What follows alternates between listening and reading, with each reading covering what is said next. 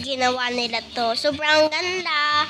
Tsaka may ubas kami. Nag-ready kami sa bagong taon. So, ang daming kalat. I'll see you in 5 more minutes. Tapos si mami ko nagagawa doon. Ayun, nagagawa sila doon. Ayun si mami. Mami lang. Kasi ano lang siya lang nag-aayos. Yan. So, may siset up ako sa inyo. Teka lang. So, ito ako sa real life.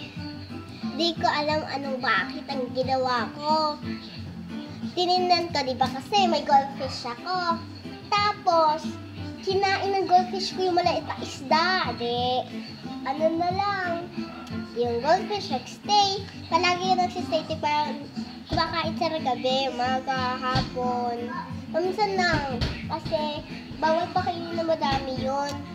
Tsaka, yung mami ko nagagawa sa sa mga gusto niya gawin.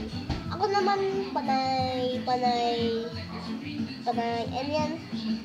naro ng toys ko, tapos clean up ko na lang. Sa taas ako meron akong room. Pero hindi ko lang nagagamit. Kasi wala lang. Hindi ako natutulog doon. Matutulog sana ako gabi. Pero ayaw ni Daddy. So, natutulog ako sa kwarto nila mami. So, tayo mga kaputik sa mga diba?